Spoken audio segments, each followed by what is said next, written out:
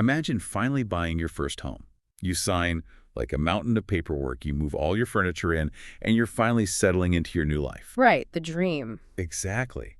But then you open your mail 3 years later, and there's a surprise bill from your own building for $35,000, Yeah. due next Tuesday. Oh, wow. Yeah, that is a nightmare. It is. And the craziest part is that isn't a scam. It's actually a totally legal and incredibly common reality of condo ownership. It really is the ultimate blind spot for buyers. I mean, so many people are looking at the real estate market right now, and they're seeing that detached houses with backyards are just completely out of reach. Yeah, totally. So they pivot to condominiums. And it looks like the perfect entry point, you know? The price tag is lower, you finally get your foot in the door of the market, and you often get this whole suite of flashy lifestyle upgrades. You really do. I mean, you walk into the open house and you immediately see the appeal. There's a state-of-the-art gym on the second floor, a massive swimming pool, a rooftop terrace with a row of stainless steel barbecues. Yeah, exactly. It feels like you're buying a home and upgrading to a luxury resort lifestyle all at once. It's an incredibly seductive proposition. You're buying into this curated, highly managed experience, but that experience is heavily subsidized by something you just cannot see when you're standing on the balcony admiring the skyline. Right. Which brings us to the hidden, totally non-negotiable second mortgage that comes attached to those keys. We are, of course, talking about condo maintenance fees. The dreaded monthly fee. Exactly. Welcome to today's deep dive. Our mission today is to completely unpack the true cost of condo maintenance fees. Which is so important right now. It really is. So Yeah. we're pulling from insights provided by real estate brokers, financial planners, and industry experts. The goal here is to figure out how to look under the hood of these buildings, understand the mechanics of how they are actually funded. Right. And most importantly, make sure you know exactly how to avoid getting blindsided by hidden financial traps before you sign on the dotted line. Because understanding these fees requires a pretty fundamental shift in how we think about property ownership. It's not just about finding a monthly number that, fits into your spreadsheet. Right. It's really about assessing the long-term structural and financial health of a massive asset. So let's start with the anatomy of the fee itself. I think most of us understand the basic visible costs, right? Sure. Like when you pay your fee every month, you know a portion of that is going toward the cleaning staff in the lobby, the security guard at the front desk, and just making sure the garbage gets taken out. We don't really need to dwell on the obvious stuff. Well, the visible costs go a bit deeper than just vacuuming the hallways, though. Real estate broker Carolina Armstrong points out that these fees also cover the commercial-scale operational costs of the complex. Oh, interesting. Like what? Well, that includes routine maintenance for complex elevator banks, heating and cooling for massive common areas, and crucially, the property insurance for the entire overarching structure. I see. Yeah, you buy insurance for the belongings inside your unit, but the condo fee actually pays to insure the multi-million-dollar glass and steel tower you live inside. Okay, looking at it from a lifestyle perspective, it's essentially like paying for a homeownership premium subscription tier. I like that, a premium tier. Right. You pay this recurring fee to guarantee a completely hands-off existence. You never have to wake up early to shovel snow. You never have to clean a pool. And like if a tree hits the roof of the building, you aren't the one spending hours on the phone with an insurance adjuster. That analogy works perfectly for the visible side of the equation. You are absolutely buying convenience. But, a condominium is not a streaming service. What do you mean? Well, if you stop paying your streaming bill, you just lose access to movies. If a condo building fails to collect enough money, the physical structure actually begins to degrade. And that introduces the invisible and, frankly, far more critical aspect of your monthly fee. Okay, brace me. The reserve fund. The reserve fund. That sounds like a very intimidating financial black box. What is actually happening inside the reserve fund? It is a bit of a black box for a lot of people, but basically the reserve fund is a legally mandated, heavily regulated savings account for the entire building. Okay. While the visible part of your fee pays for today's garbage collection, the invisible part, the reserve fund contribution, is money systematically siphoned off and locked away for massive future infrastructure projects. Because, every building, no matter how luxurious it is on day one, is eventually going to fall apart. Entropy comes for us all. Exactly. Buildings are essentially just a collection of materials with expiration dates. Let's look at the mechanics of it. An engineering firm comes in and assesses the property. Right. They look at the underground parking garage and determine, okay, the waterproof membrane will fail in 20 years. They look at the roof and give it 25 years. The windows on a high-rise might last 30 years. It's a giant timeline of things breaking. Pretty much. The reserve fund's job is to mathematically calculate the future cost of replacing all of those major systems and start collecting the cash from the owners today, little by little. Man, it really makes you look at those flashy amenities in a completely different light. Oh, absolutely. Like, if my building has an Olympic-sized swimming pool, I'm not just paying for the water and the chlorine today. I am actively paying into the reserve fund for the day, 15 years from now, when the concrete inevitably cracks and the entire pool needs to be excavated and resurfaced. Every single amenity you enjoy today is a future liability that must be funded. And the cost of those future repairs is constantly shifting. Right, because of inflation and stuff. Exactly. Armstrong notes that older buildings naturally cost more to maintain because their systems are nearing the end of their lifespan anyway. But you also have to factor in inflation, like you said. An engineering study done 5 years ago might have estimated a roof replacement would cost $1 million. With recent spikes in labor and material costs, like steel and concrete, that same roof might now cost $1.8 million. The reserve fund has to constantly play catch-up to reality. Okay, so if the target is always moving, and we are forced to fund these massive future liabilities, there has to be a mathematical sweet spot. There is. As a buyer looking at listings, where is the line between a healthy fee that protects the building and a fee that is just pure highway robbery? We can actually look at some very specific industry metrics to find that balance. It's often referred to as the Goldilocks zone of condo pricing. Brendan Cowens, an executive at Property.ca Inc., he provides a really solid rule of thumb to help buyers orient themselves in the market. Okay, give us the baseline. What should we be expecting to pay? Cowens states that a reasonable, healthy condo fee should sit somewhere between 75 cents and 85 cents per square foot of your specific unit. Okay, let's run the math on a standard unit then. If you're looking at, say, a 700 square foot, one-bedroom condo, and you apply that 85 cents per square foot rule, you're looking at a monthly maintenance fee of roughly $595. Right, and that is well within the realm of reason, according to the industry data. It provides enough cash flow to cover the day-to-day operations while adequately feeding that reserve fund for the future. But what happens when you see a listing where the math comes out way higher, say $1 or $1.20 per square foot? Well, Cowens points out that once a fee creeps north of $1 per square foot, you are officially entering expensive territory. Yikes. Okay. But there is a caveat here regarding luxury amenities. If the building employs a 247 concierge staff, features a bowling alley, a virtual golf simulator, and like an extensive spa. The really fancy stuff. Right. The operational costs are naturally going to push the fee above $1 a foot. But for a standard building, that high of a fee suggests either poor historical financial management or an aging building that is just desperately trying to play catch up. You know, let me push back on this a little from the perspective of human nature. Sure. Because if I'm a first-time buyer, my budget is likely stretched to the absolute limit just to afford the down payment. My instinct is to hunt down the lowest possible monthly recurring cost. Of course. So if I see a building charging 85 cents a foot, and right down the street there's a building charging 45 cents a foot, I am viewing that cheaper building as a massive financial win.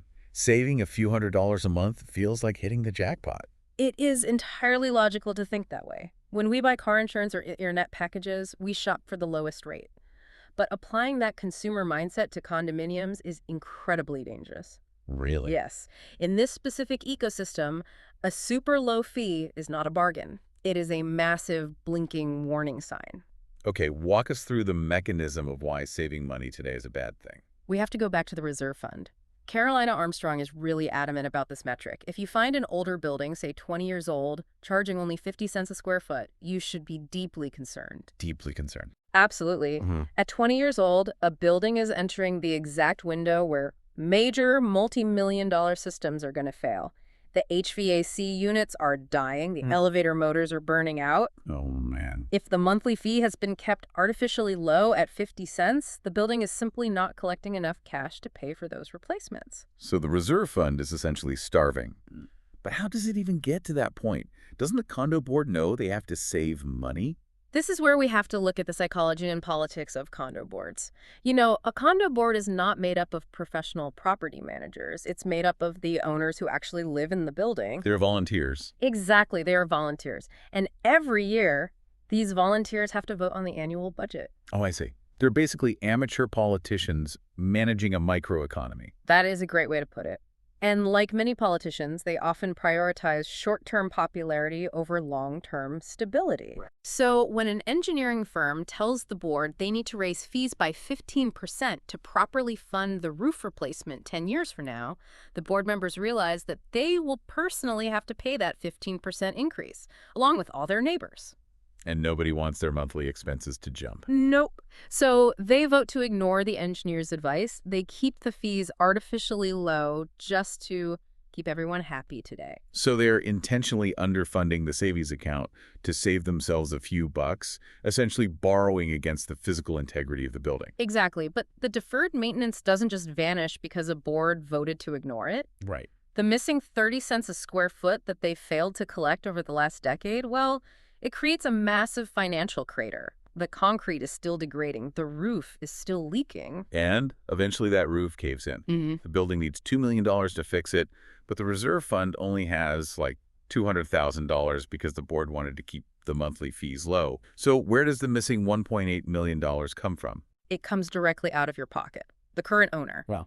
This is the turning point where the math fails and the consequences for the individual buyer become incredibly severe. Let's dive into those consequences, because this is where the advice from Alim Danji, a certified financial planner, becomes absolutely critical for anyone looking to enter this market. Yeah, Adanji's fundamental budgeting rule is sobering. Condo fees always go up, period. Always. You cannot rely on the fee listed on the real estate flyer remaining static. You must expect annual increases, and you really have to build those increases into your long-term financial planning. The mechanics behind those increases are actually terrifying depending on where you live. Like, if you rent an apartment, there are usually provincial rent control laws, right? Yeah. A landlord generally cannot raise your rent by 30% overnight just because they feel like it. Right, there are protections. But as a condo owner, those protections do not exist. In provinces like British Columbia and Ontario, there is absolutely no legal cap on annual condo fee increases. It is a massive vulnerability. Every province and territory has its own specific legislation governing how condominiums operate. But the lack of a ceiling on fee hikes is a very prevalent issue. So they can just raise it to whatever they want. Essentially, yes. The condo board looks at the skyrocketing costs of commercial property insurance, the inflated costs of maintenance, the demands of the reserve fund, and they simply set the new fee. As an owner, you are legally obligated to pay it. You can't negotiate, and you definitely cannot opt out. That drastically changes the math of buying. Because if a buyer is stretching their budget to the absolute breaking point just to afford the mortgage and the current condo fee, Which a lot of people do. exactly, then a sudden uncapped increase could push them into immediate financial distress. Which is exactly why relying on a historically low fee is so dangerous. A new, responsible board might take over, look at the starving reserve fund, and realize they have to increase fees by 25% immediately just to avoid a total crisis. But wait, a steep percentage increase in your monthly fee isn't even the worst-case scenario. The true nightmare scenario is what happens when the gradual increases aren't enough to cover a catastrophic failure. Ah, yes. When management has fundamentally failed to prepare and the reserve fund is totally dry, the board issues what is called a special assessment. Okay, let's define the mechanics of a special assessment clearly. What is it? A special assessment is a massive, one-time, mandatory charge levied against every single condo owner in the building. It's deployed to cover a critical, unavoidable repair that the reserve fund simply cannot afford. Okay, let's put some numbers to this to make it real. Imagine you live in a high-rise, and the city mandates that the glass balconies on the entire 30-story tower are structurally compromised. No, that happens. Right, and they must be replaced immediately for public safety. It's a $4 million project, and the reserve fund is basically empty. So what happens is the board calculates that multi-million-dollar shortfall, divides it up among the unit owners based on the square footage of their individual condos, and issues a formal demand for payment. So you open your mail, and you have a letter saying you owe the building $45,000. Yeah. And you have 30, maybe 60 days to secure the funds. Yep. And the truly wild part is, The bad management that led to this shortfall probably happened 5 years before you even bought the place. Often it does, yeah. You weren't there when the amateur politicians voted to keep fees low, but you are the one holding the bag today. It is the brutal reality of communal ownership. The historical sins of the building become your immediate financial emergency. Let's say I get hit with a $45,000 special assessment. I mean, I simply do not have that kind of cash sitting in the savings account. Why wouldn't I just immediately list the condo for sale, move out, and let the next buyer deal with the mess? The assessment isn't tied to my Social Security number, it's tied to the unit, right? That is the logical escape hatch most people look for, but Carolina Armstrong's data shows exactly why it's a trap. Special assessments completely tank near-term property values. You cannot just run away from the bill. Because the market reacts to the instability. Exactly. The building becomes a highly toxic buyer beware zone. When a special assessment is looming, or even if it's actively being paid off in installments, the entire real estate community knows about it. Oh, so it's public knowledge. Pretty much. Any prospective buyer's agent is going to see that massive liability, recognize that the building's finances are completely mismanaged, and advise their client to look literally anywhere else. Wow. Furthermore, mortgage lenders will often straight up refuse to finance a buyer trying to purchase a unit in a building with a massive pending assessment because it threatens the value of the bank's collateral. So the buyer pool just evaporates overnight. You're Yeah. completely paralyzed. You don't have the $45,000 to pay the surprise bill, but the existence of the bill makes your condo entirely unsellable. Your mobility is destroyed, and your equity is essentially trapped. It is a complete financial deadlock, and it can take years for a building to recover from that kind of reputation. Okay, so with the persistent threat of uncapped fee increases and these catastrophic special assessments hanging over the market, how does a buyer actually protect themselves? How do you look under the hood of a massive concrete tower to ensure you aren't buying into a ticking financial time bomb? This brings us to the ultimate safeguard provided by Mandiptur. Before you ever finalize a purchase, you must obtain and meticulously scrutinize a document called the status certificate. What exactly is the status certificate, and how does it prevent you from buying into a disaster? Tor describes the status certificate as the comprehensive medical chart for the entire condominium corporation. A medical chart. Yeah, it's a dense, legally binding package that details the financial and legal history of the property. It reveals if there are any pending lawsuits against the building, it shows the current operating budget, and most importantly, it contains the comprehensive reserve fund studies. You mentioned those engineering studies earlier. So the status certificate is where the math is actually laid bare for the buyer to see. Exactly. It shows the engineer's projected timeline for when the roof, the elevators, and the parking garage will fail, and exactly how much it will cost. But handing a 100-page engineering and financial report to a first-time home buyer seems super overwhelming. I wouldn't know what I was looking at. Which is why Tor's most crucial piece of advice is that you never review the status certificate alone. You hire a specialized real estate lawyer to analyze it. How does the lawyer interpret the data differently than a regular buyer would? Well, a lawyer cross-references the reality of the bank account against the demands of the engineering study. Okay. They look at the engineer's mandate requiring, say, $3 million for a plumbing overhaul in 4 years. Then they look at the building's current cash reserves. If the building only has $600,000 saved, and the current monthly fees aren't generating enough surplus to close that gap, the lawyer instantly spots the mathematical shortfall. They can look at you and say, if you buy this unit, you are mathematically guaranteed to be hit with a massive special assessment within 48 hours of that plumbing failing.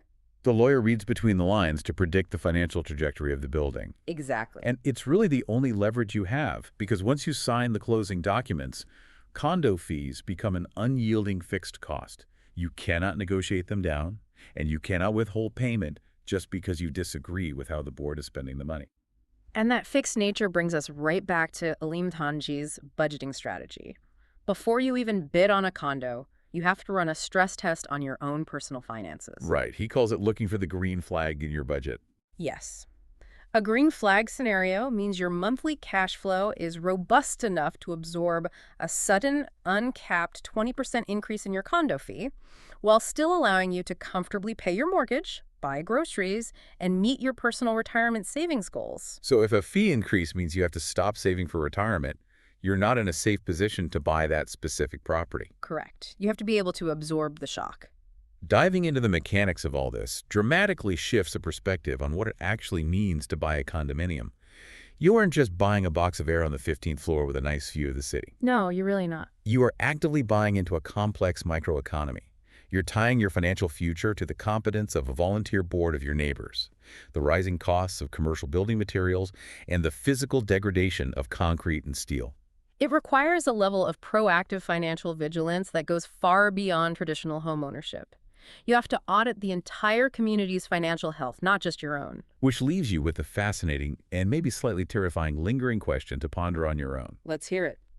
Given that there are no legal caps on condo fee increases in places like Ontario and BC, and knowing that engineering realities mandate massive infrastructure repairs as these concrete towers age, at what point does owning a 40-year-old condo with a starving reserve fund and sky-high fees actually become more of a financial liability than just maintaining a 100-year-old detached house? That is the million-dollar question. It really is. Keep the mechanics of the reserve fund in mind the next time you see a listing with a monthly fee that looks just a little too good to be true.